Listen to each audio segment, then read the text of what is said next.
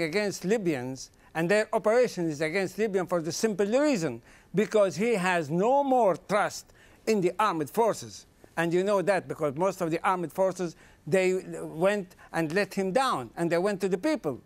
The security, the police, most of them, they are letting him down, and they are going with the people. So he has no trust, and he is using these mercenaries against the Libyans from parts of Africa. Not only that, because this Mirage, they went to Malta and this and that, now he has mercenaries pilot in the armed force, in the air force, and he using them. This is what I heard that coming from Tripoli, that some of the pilots was coming. Sorry to interrupt you. How does he recruit these mercenaries, and which African countries do they come from? Well, it's very easy to know that some of them are from Guinea, and they are very poor. I'm sorry to say that, but this is the reality. I mean, they are poor. He pays them with the money of the people. Some of them are from Chad. Some of them are from Niger. And they are not from government sources. They are not from government sources, say to say. They are local people, ex-army officers or ex-army soldiers, and they are homeless or they are without jobs, so they recruit them. And to recruit them, they are killing everybody. I mean, today I have seen they are burying people on the seashore for the simple reason they get lost after. Nobody can find them because they go with the water, and nobody can go to their grave and pray on their grave. On top of that, some of the dead people being burned, and so nobody knows who is that and who is the other one. What is this? I mean, this is just to be sitting on this seat and to be in charge. He said that I am not in power. He said the power is for the people. Okay, the people came out in the street and said, we don't want. Okay, let them do what they want. They want a constitution, let them do their constitution. They want the law, this is the right. How you can run a country without a constitution? How you can run a country and then you say this is revolutionary command? Revolutionary command, it doesn't exist. After 40 years, we are still in revolutionary command? No, sorry to say that.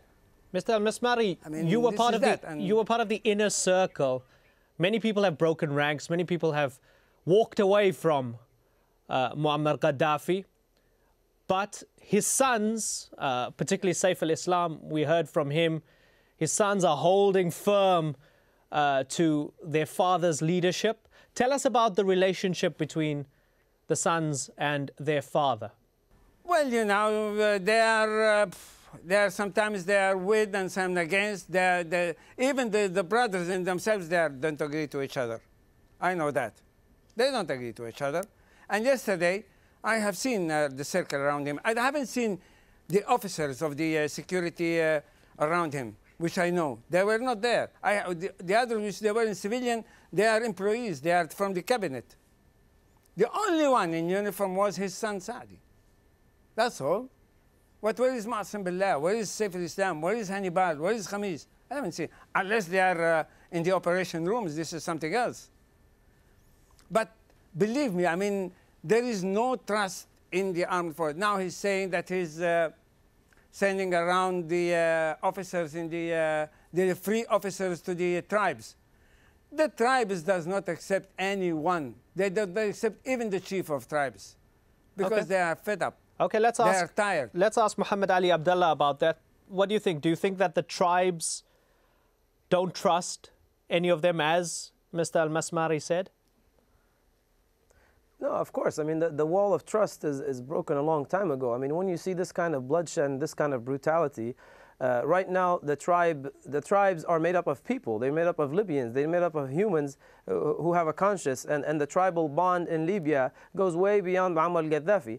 And that kind of bond overwhelms any kind of directive given by someone just because they're going to try to use force or try to manipulate or try to buy off someone. The tribal leaders in Libya, the real true tribal leaders in Libya have been marginalized.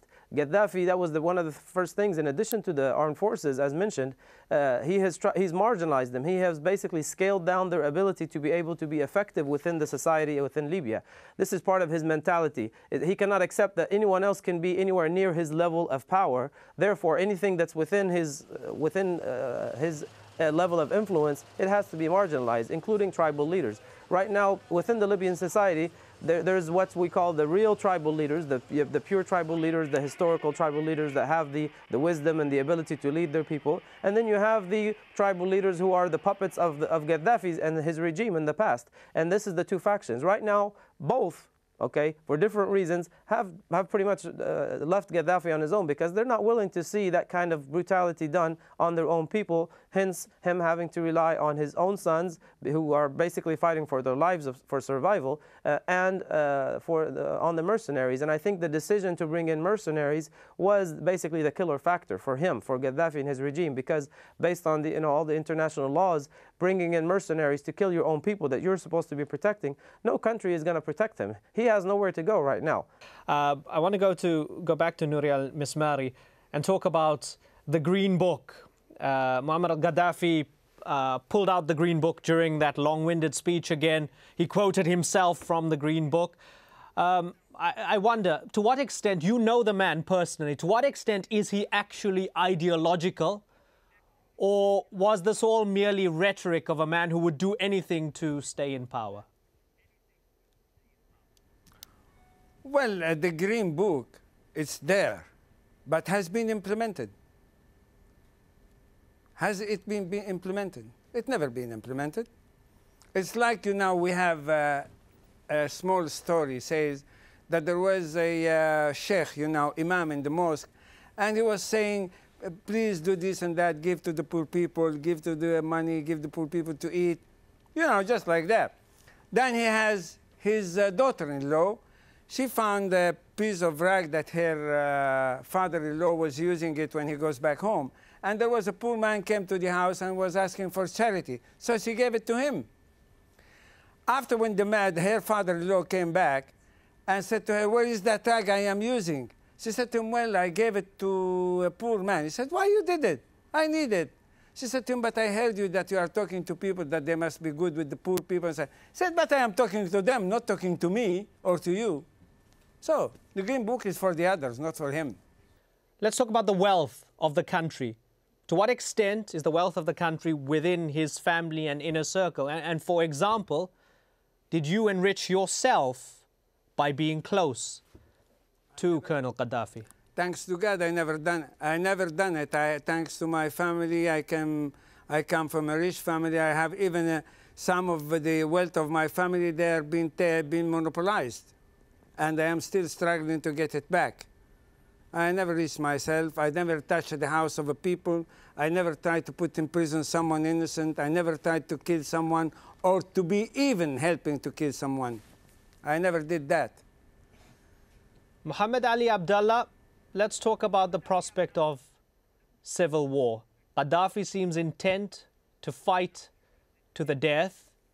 You've got protesters in Benghazi and elsewhere who are also intent on fighting to the death. How real is the prospect of civil war, given that nobody seems to be wanting to give an inch? Well, I mean, I think what you described is not something that's a prelude to civil war.